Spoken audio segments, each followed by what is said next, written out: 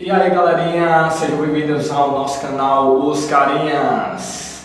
E essa aqui é mais um vídeo da terceira parte da Palmeira dos Índios. Falando sobre agora, vamos falar sobre o Graciliano Ramos e Lampião.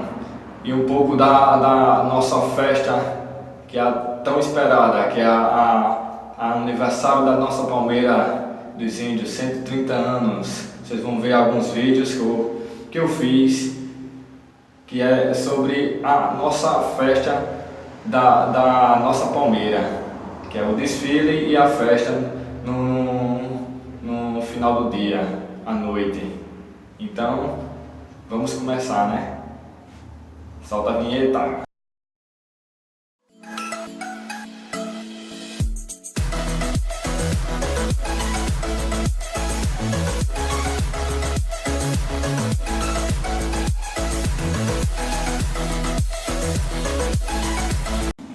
Então galera, vamos falar agora sobre o Graciliano Ramos. O nome completo era Graciliano Ramos de Oliveira. Nascido em 27 de março de 1892. Ele era o primeiro de 16 irmãos. Era uma família da classe média.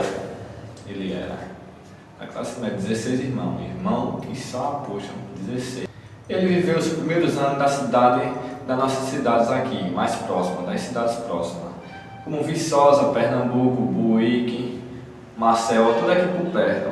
Ele não ficava muito fixo no lugar, ele se mudava muitas vezes. E depois disso ele seguiu para o Rio de Janeiro, onde trabalhou como jornalista lá. E voltou para cá em 1915, com a morte de 4 irmãos dele e um sobrinho. Era Otacílio, Leonor, Clodoaldo e o sobrinho Heleno. Aí foram vítimas de uma doença chamada peste bubônica, que naquela época eu acho que era forte demais essa doença. Aí a maioria teve muitos casos que pessoas morreram naquela época. Então, por causa disso, ele terminou voltando, né? Aí terminou vindo para casa do pai, o pai dele era comerciante aqui em Palmeira dos Índios. Então, aí nesse mesmo ano, ele terminou se casando com a Maria Augusta de Barros, em 1915, no mesmo ano que ele voltou. Aí terminou se casando com ela e onde teve 4 filhos. Só que pena que quando foi em 1920, ela terminou morrendo. De causa, eu creio que seja causa natural, porque não fala assim, não tem relato do que ela morreu, mas eu acho que deve ter sido causa natural. Ela morreu. Quando foi em 1927, ele veio a ser o prefeito da nossa cidade, onde atuou o cargo em 1928 e 1929. Aí ele renunciou em 1930. Quando foram os relatórios da prefeitura daqui, aí teve um cara que chamou a atenção dele, Augusto Frederico, o nome dele, que era um editor, de obras. E ele animou ele a publicar Caetés em 1933. Em 1930 e 1936, ele viveu a maior parte do tempo aqui na capital, de Maceió, aqui, de Alagoas. Ele viveu como diretor, aqui, oficial. Era professor e diretor da instituição política do Estado, daqui, das Alagoas. Em 1934, ele publicou São Bernardo. E quando preparava para publicar o próximo livro, ele terminou sendo preso como comunista político na época. Com a ajuda de amigo José Lins do Rego, ajudou a publicar Angústia em 1936. Com a ajuda dele, ele conseguiu publicar essa obra dele também, tão conhecida como as outras. E considerado por muitos críticos, a sua melhor obra foi essa. Alguns críticos gostaram muito dessa obra. Quando foi em 1938, ele publicou Vidas Secas. E em seguida ele fixou no Rio de Janeiro e ele ficou como inspetor federal de ensino, trabalhando lá. Em 1945, ele se juntou ao Partido Comunista do Brasil, o PCdoB, todo mundo conhece aqui. Com a orientação soviética, com o comando de Luiz Carlos Prestes, aí nos anos seguintes ele realizou algumas viagens pelo leste europeu, né? Algumas viagens como a União Soviética. E quando foi em 1928, ele terminou se casando de novo com Heloís Leite de Medeiros, onde teve 4 filhos. E quando foi em 1954, ele publicou A Viagem. E em 1945 ele publicou A Infância, que foi um relato autobiográfico dele. Ele publicou, eu acho que foi alguma história que ele falou sobre ele nessa obra dele mais conhecida, né? Ele adoeceu gravemente em 1952 e quando foi em 1953 ele foi internado. Só que em março de 1953 veio a falecer, aos 60 anos. E aqui até hoje todo mundo fala de Graciliano Ramos porque é uma pessoa bem conhecida, sabe, galera? Que é onde foi o prefeito.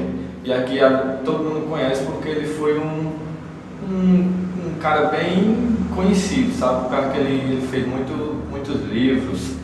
Como falou, ele era colunista, jornalista, memorialista, tudo. Então ele era muito conhecido daqui na nossa cidade e fora aqui também. Aí todo mundo fala dele e era muito conhecido. E é isso aí, galera. Eu falei um pouco sobre o Graciliano Ramos.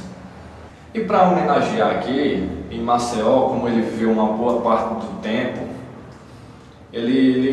fizeram uma estátua de bronze na Ponta Verde aqui em Maceió, na capital. Aí tem lá a estátua dele, bem, eu acho da altura de uma pessoa normal, eu acho. Como era da estatura dele, eu acho, no tamanho dele. Então foi isso, galera, um pouco sobre o Graciliano Ramos. Vamos falar agora sobre Lampião, mais conhecido como Lampião. Virgulino Ferreira da Silva, nascido em Vila Bela, atual Serra Talhada daqui, de Pernambuco, bem pertinho de Alagoas, né? Nasceu em 4/6 de 1898. Ele era filho de pequenos fazendeiros daqui do Nordeste, né? Aí, após envolver com disputas de terras do Nordeste aqui, de fazendeiros, ele terminou a família dele morrendo naquela época. E quando foi nos anos 20, ele terminou fugindo e se juntou a um grupo de cangaceiros naquela época. E esse grupo dele ganhou fama por causa da crueldade que ele fazia. Fazendeiros com o pessoal, com terra, roubava. Aí ele fazia muita crueldade e ele foi muito conhecido, o grupo dele, os cangaceiros aqui no Nordeste, principalmente no sertão. Ceará, Pernambuco, Rio Grande do Norte, Sergipe, Bahia, tudo por aqui e até mesmo aqui nas Alagoas, né? Ele passou por aqui, calma lá, mas não chegou aqui à nossa cidade não, mas ele deu uma passadinha.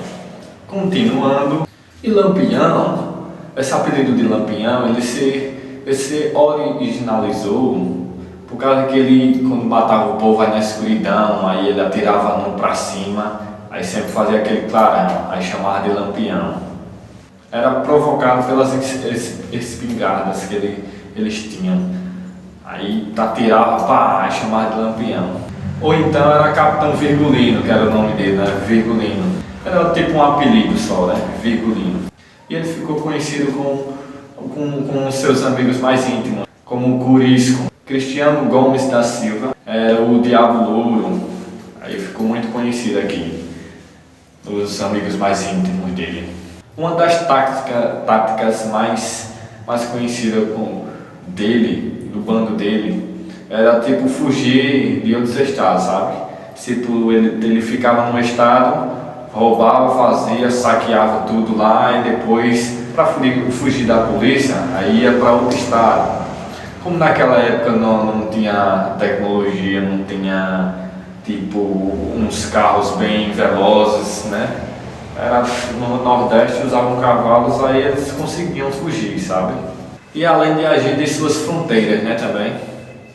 Eles agiam de suas fronteiras. E uma dessas fugas dele, na Caatinga, do Raso da Catarina, no povoado de Santa Brigínia, na Bahia, foi onde conheceu a Maria Bonita. Ele conheceu, foi lá. E onde se tornou companheira e ficou tipo do lado dele. Ficou a mulher do cangaço, digamos assim, né?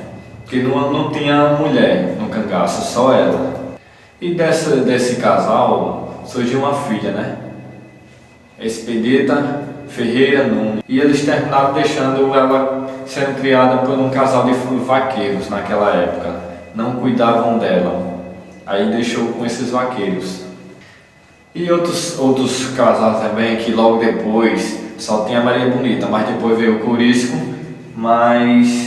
aí veio o Corisco mais Dindá. Depois veio o Zereno e Zila. Aí formaram mais uns 3 casal no cangaço, né? Que tinha 3 mulheres agora, mas antes só era Maria Bonita. E com esse cangaço eles enfrentou polícia, coronel, tudo. Aí ele ficou conhecido em todo o Brasil e até no exterior. E ele era tão conhecido, o cara era macho mesmo, macho.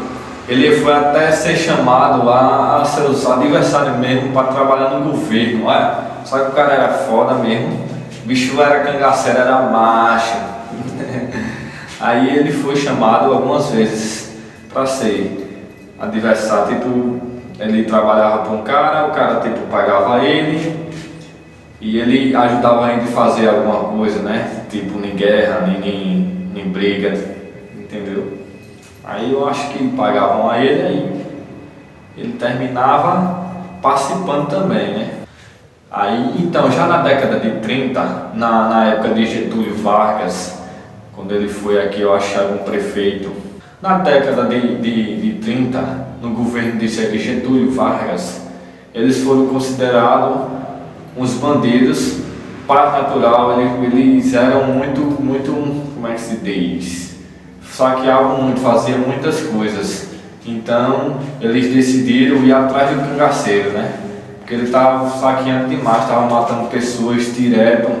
Então no governo de Getúlio Vargas eles considerou isso. Ele não era um cara bom, então ele era bandido mesmo. Ele considerava desordem da paz natural. Então ele causava isso. E por causa dessas causas eles foram inimigo público do governo. Então eles foram inimigos do governo. Então, com muitas perseguições, a polícia só seguiram ele, né? Fizeram tipo uma emboscada. À noite eles seguiam os rastros dos cangaceiros e seguiram e foram até uma emboscada, fizeram uma emboscada para eles. Mais ou menos uns 50 soldados, entendeu? Uns 50 policiais por aí. Aí fizeram isso até encontrar onde eles ficavam. Daí fizeram uma emboscada. E a polícia militar estava a comando do tenente. Estava o comando do tenente João Bezerra naquela época. Em uma fazenda da Grota do Angico, que foi até na margem do rio São Francisco. Aí foi aí que foi a emboscada. Tinham 35 cangaceiros e 50 militares. Aí fizeram a emboscada. Então, fizeram a emboscada, então 11 cangaceiros morreram naquela época. Então, um foi Maria Bonita e o outro Lampião. Lampião tinha 40 anos na época e Maria Bonita só tinha 27, tinha quase a minha idade. Estou com 28, tinha 27 anos, nova, morreu. Já o outro bando, liderado por Corisco, terminou sendo capturado pela polícia logo depois, mais à frente. Ele estava com outro bando, só que o bando maior estava com o Lampião na época, naquele momento. Então ali eles foram pegos, mas tinha outro bando a favor também de Lampião. Mas eles foram pegos mais na frente, que estava o Corisco, era o melhor amigo do Lampião. Só que antes de capturarem ele ficou sendo o novo cangaceiro, né? Só que logo mais na frente eles terminou sendo pego também pela polícia. Aí quando foi em 1940 ele foi conhecido como Diabo Loiro. na época. Mas como ele não era igual a Lampião, terminou morrendo naquela época de tiros com a polícia, enfrentando a polícia. Aí terminou sendo morto pela polícia, pelos militares. Então, gente, aí até hoje, lá, eles morreram naquela cidade lá, e até hoje tem um retrato antigo das cabeças na igreja. Os caras colocaram a cabeça dele na igreja lá e tiraram foto. E ali mostraram que dali por diante um cangaço acabou. Com a morte de Maria Bonita e Lampião, aí o cangaço tinha desaparecido naquela época, então. Aí em 1940 estava mais o Corisco. O Corisco estava sendo o cangaceiro naquela época, só que ele não era que nem Lampião. Lampião era o cara, mas ele não era. Ele era amigo do cara, então foi logo pego e morto também. Então dali por diante acaba o cangaço naquele momento. E até hoje é conhecido, porque é muito conhecido, lembrado, porque ele fez muitas coisas, saqueava, matava o povo, coronéis, roubava isso, aquilo, outro, então fazia muitas coisas. Só que ele passou por aqui, só que não chegou à nossa cidade, mas chegou na cidade mais próxima. Então foi isso, galera. Falamos um pouco agora sobre Lampião. A cidade está completando um ano, né? Então está completando 130 anos de emancipação política aqui da nossa cidade. Então aqui é uma grande festa que fazem nesse dia. É dia 20. Assistam agora o vídeo que eu fiz. Um pouco do desfile, né? Tudo nas ruas, realizando um importante trabalho de interação entre a sociedade alagoana. Sobretudo, esta é a nossa banda de música do 59º Batalhão de Polícia Militar de Alagoas, com sede no Farol. Aí, portanto, se aproxima a Escola Municipal Antônio Fernandes da Costa.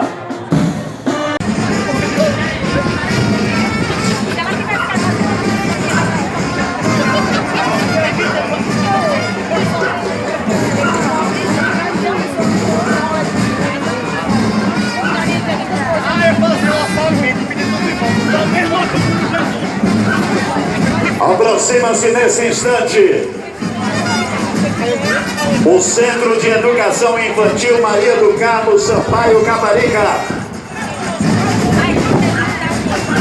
localizado na rua Sonho Verde, bairro Vila Maria, fundado em 12 de maio de 2013. Para atender a necessidade da comunidade, o nome se deu uma homenagem à ilustre professora Maria do Carmo Sampaio Caparica, pelos trabalhos prestados à educação da população desta cidade. Faz parceria com as universidades UFAL, ICESMAC, ISE, do Eucalipto de Minas. Tem como diretora a professora Quitéria Sandra Lima de Moraes Sarmento. A coordenação pedagógica, professora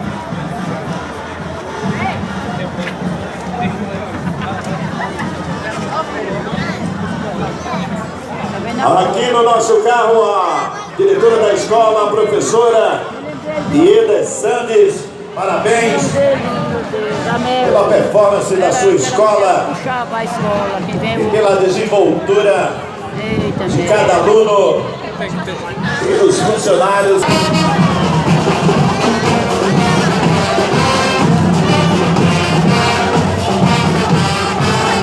Daí os funcionários, professores da Douglas Prato Tenório.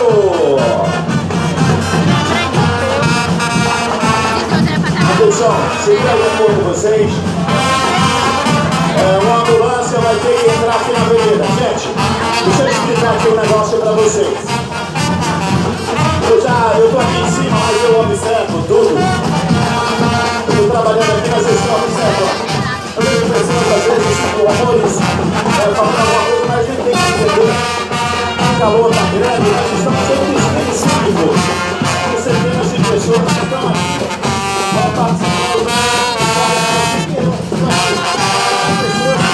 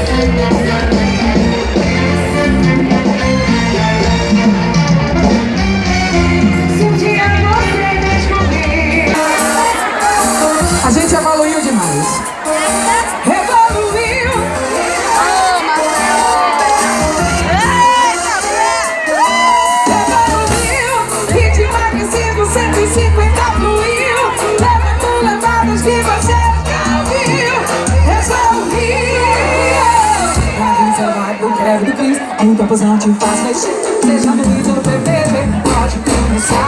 Na visão vai pro Revolvins, em tempos não te faz mexer. Seja no vídeo do PPG, pode começar a descer. A perigosa ela vem jogando, a bem fecha que cadinho. Mas sem licença, licença, tô aqui ela sarradinho.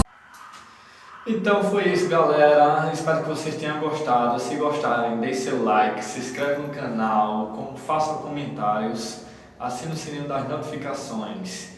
E agora vai ser o carinha, né? Não é mais os carinhas, agora é o carinha, viu? Obrigado por tudo, fique com Deus.